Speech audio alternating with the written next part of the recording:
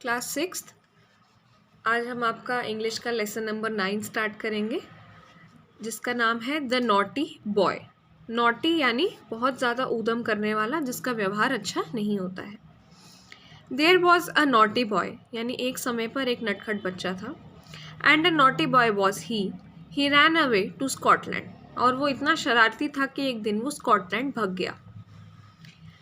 The people there to सी, अब उसने वहाँ जाके क्या देखा।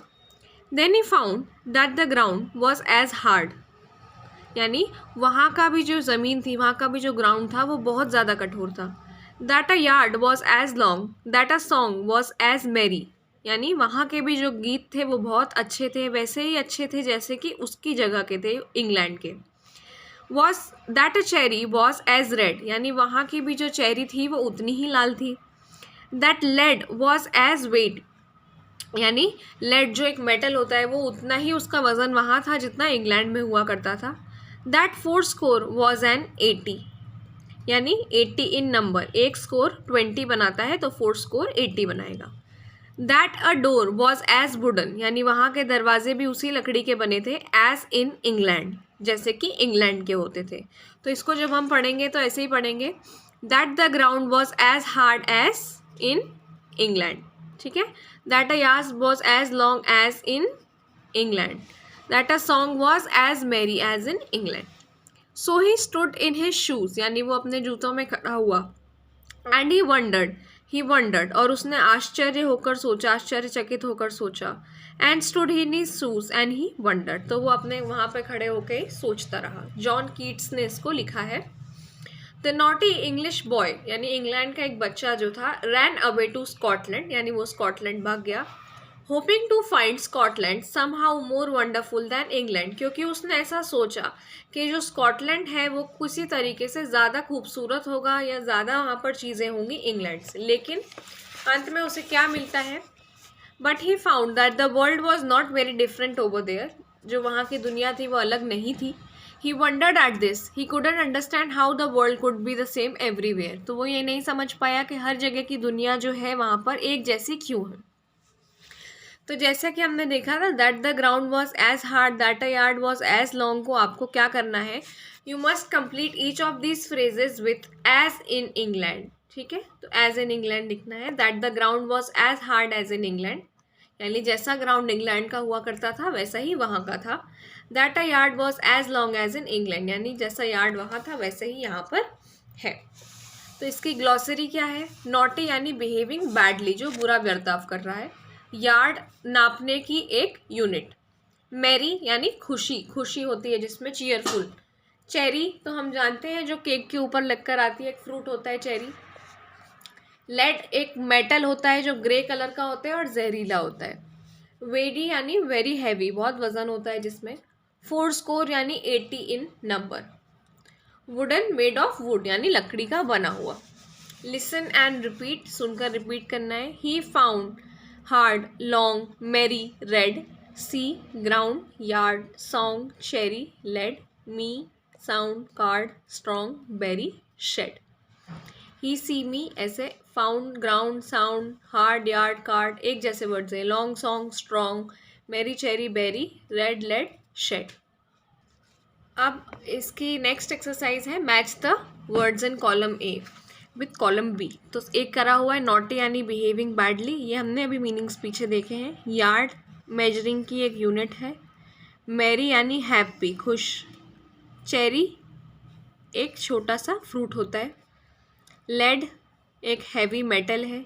वेटी यानी जो हैवी होता है, भारी होता है। 4 स्कोर यानी 80, और वुडन यानी जो लकड़ी का बना होता है, मेड ऑफ वुड। अब आपको ये क्वेश्चंस आंसर करना है, तो ये आपके क्वेश्चन आंसर है। पहला क्वेश्चन है, what did the naughty boy do, नटखट बच्चे ने क्या किया। The naughty boy ran away to Scotland, यानी कि वो स्कॉटलैंड भाग गया। Why did he go to Scotland, वो स्कॉटलैंड क्यों गया। He went to Scotland hoping to find Scotland, यानी सोचा कि उसको लगा स्कॉटलैंड जो है somehow more wonderful than the England, तो वो उसको लगा कि इंग्लैंड जहाँ पर वो अभी रहता है उससे ज़्यादा खूबसूरत स्कॉटलैंड होगा। What did he learn in Scotland, क्या सीखा उसने वहाँ जाकर। He learn that the world was not very different in Scotland, यानी वहाँ की दुनिया भी ज़्यादा अलग नहीं थी. Why did he wonder at this, उसे आश्चर्य क्यों हुआ. He wondered at this as he couldn't understood how the world could be same everywhere, क्योंकि उसको समझ नहीं आया कि दुनिया हर जगह पर सेम कैसी हो सकती है. अब आपको नेक्स्ट दिया हुआ है कि आपको कंपैरिजन्स ढूंढना है. जैसे कि एक कराया हुआ है एज हार्ड एज स्टोन, तो अगला आपको ढूंढना है कि एज सॉफ्ट एज, तो सबसे सॉफ्ट में हम लिखेंगे as soft as butter. As busy as a bee, क्योंकि मधुमक्खी बहुत ज़्यादा बिजी होती है दिन भर, तो एज बिजी एज बी, इतना व्यस्त रहने वाला. एज ग्रीन एज, सबसे ज़्यादा ग्रीन, ग्रास, तो as green as grass. As white as snow यानी बर्फ. एज मैरी एज, यानी सबसे ज़्यादा खुश कौन दिखता है, क्रिकेट, यानी कि वो जो एक हरे कलर का घास के ऊपर जो बैठा होता है, ठीक है, उसको हम क्रिकेट बोलते हैं. एज हॉट एज, तो fire. As black as crow यानी कौआ.